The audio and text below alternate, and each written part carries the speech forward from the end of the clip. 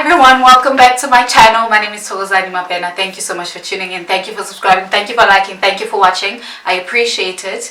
I feel very happy today. Like I'm in such a good mood. I woke up in good spirits. I feel very hopeful. I feel very light, and I'm welcoming this feeling after feeling very down and out for like the past 4 weeks. My family and I have been going through like challenging times, but we're okay now, I think. And I think I'm slowly getting out of my funk. So it feels good to find myself again. Today's video was supposed to be a book review on Sarah Jakes Roberts' Don't Settle for Safe, but I wanted to do a part 1 and a part 2, and I just realized that maybe that's just not going to be desirable, so I'll just finish the book and do one video. But if the video is too long, then I'm going to cut it in half, because I see that you guys don't watch long videos. Or maybe it's just me. I don't know. Get your life and watch my videos. But today I'm going to speak on validation. Why us as human beings seek validation. And I don't know, I just feel like it has to be a personal, like an inside job. But to start the topic off, I got 2 of my phones. Maybe I'm going to do referencing from both of them. But on this one, I'm going to read a Bible verse that speaks on validation from God. It's Psalms 37. Verse 6 to 16, but I'm only going to read 2 verses, which is 6 and 7, because I think that's just, it covers all that I really want to just talk about today.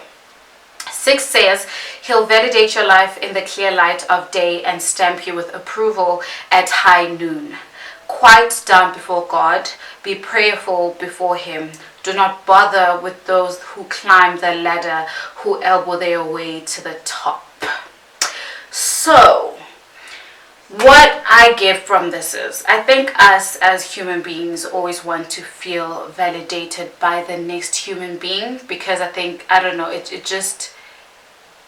stops the questioning in our heads and in our hearts about whether or not we're good enough, whether or not we're beautiful enough, whether or not we meet some standard. And I think that's one of the most painful things human beings experience. I think each and every single one of us experience that at some part of our lives. Some of us are lucky, some of us are lucky to experience that and be put in a position where you have to learn at a very young age that, you know what, seeking validation from human beings or from the next human being is not in the best interest. It's not in your best interest. I say this because we're human beings, and sometimes we do find ourselves in positions that that reflect jealousy or reflect, you know, you wanting to be the best of the best. And sometimes people get to a point where it's like, I want to be the best of the best, and I don't wish you, like, I wish you well, but I don't wish you better than me. And I think it becomes a problem when you take that much power and you put it in the next person's hands, because then people always tend to play around with that. You know what? I learned from a very young age to just learn myself and love myself for who I am, for all that I have and all that I do not have. And things that I can change, I slowly do try to work on those things. And things that I can't change, really, I just accept and move on. Because once you get to a point where you feel like you need the next person to validate your existence, to tell you that you're smart enough, to tell you that you're beautiful, to tell you that you can or cannot do something, you will always be placed in a disadvantage point. Like, people will tell you stuff, people will teach you stuff, people will show you ways, but sometimes people will not go further to a point where they feel, or they may feel, threatened by you and what you have. So I would personally like to, you know, advise people to just take time, really just take time to sit by yourself and learn yourself. Now, learning yourself and you know, being aware of who you are and having a sense of self does not mean that you do not make mistakes, does not mean that you do not seek reassurance sometimes. It just means that even in the worst of times and days, you still look up to yourself and you look in the mirror and you think, you know what, I may have done 1, 2, 3 and 4, I may have to correct 1, 2, 3 and 4, and I recognize my mistakes, and, you know, here and there, but at the end of the day, I still am a good person. Like, I still can do 1, 2, 3, and even if I fail at something like 5 or 10 times, I can still wake up the next day and I do it, and it could, you know, yield better results than it would have the previous time. You need to be able to sit down with yourself and talk to yourself as often as possible, and I don't know, find ways and find things that you can do to improve yourself. And when you sit down and you tell yourself, okay, I have this, I don't have this, I'd like to acquire this, I'd like to change this about myself, and be okay with that, then you won't feel the need to have the next person validate your existence. Like, you can have people reassure you, because sometimes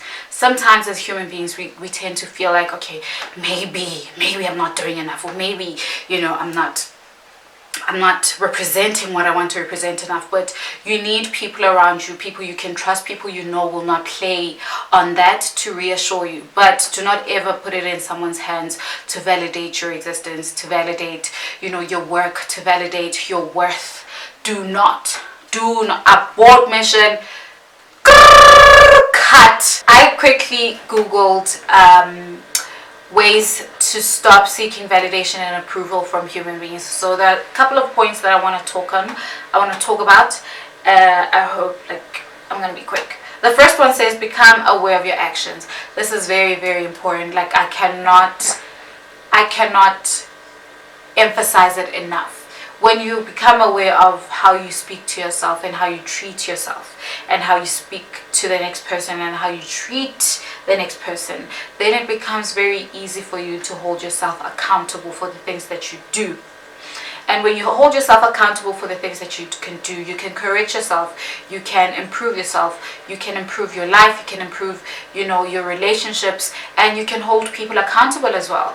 And if it becomes how you learn how to put boundaries as well, because it's life is very tricky, and the people in life become trickier because it's the survival of the fittest. So there are people who are kind, there are people who are selectively kind, there are people who just don't care about other people. So when you're aware of who you are and what you are to yourself and to other people, then it becomes, I don't know, it becomes easier to draw lines and to just navigate throughout your existence, if that's what I wanted to say.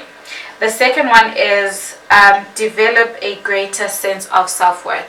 Self-worth is a topic I'd like to speak on a separate video, because there are a lot of things that are just under self-worth and how we determine self-worth. But know who you are, know where you come from, know where you want to go, know the things that you want to change about yourself in your life, and the things that you want to keep, you know, working on, and things that you want to groom and grow in your life. I think when you understand all those things, then you will understand your self-worth, and you understand where you want to go with your life, and how you just want to live your life. And in that way, it will become very difficult for the next person to want to tell you who you are, or what you can do or cannot do. Be aware of that. The third one is learn to accept yourself for who you are. I've already covered that. Check the accuracy of your beliefs. Very, very, very important. And I think as a black person in South Africa, so to speak, it's very important to understand a lot of the...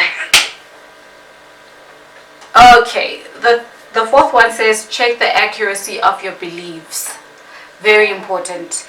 Understand your belief systems. Question the things that you allow in your life and how you treat yourself and other people under a belief system.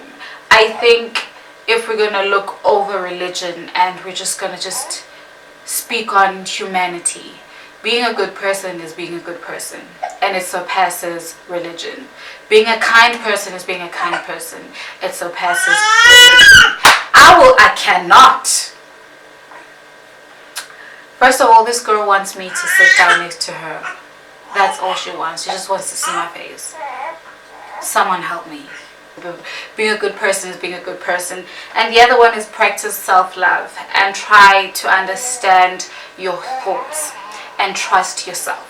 So when you learn to love yourself and when you learn to accept yourself for who you are and show kindness to yourself, you will find it much easier to show kindness and love to the next person, because oftentimes than not, what we feel and what we believe about ourselves is what we project to the next person. So when someone comes to you and tells you that you're not good enough, or you're not beautiful enough, or you're not doing this and that, it's them projecting how they feel about themselves, or what they wish they could do, and what they wish they could have in their lives. So please be mindful of that, please be aware of that, and really just love yourself to the core, and learn to accept yourself for who you are and the things that you have and don't have. I think in that way, when you learn to practice kindness to yourself and with yourself, it'll be easier for you to love and be kind to the next person, and it'll be easier for you to not believe what the next person has to say about you. So I'm gonna cut my video here because sis wants my attention, and I'm just not here for it. I'm kidding. Thank you for watching. I'll see you guys next time. I hope you have an amazing time. Bye bye.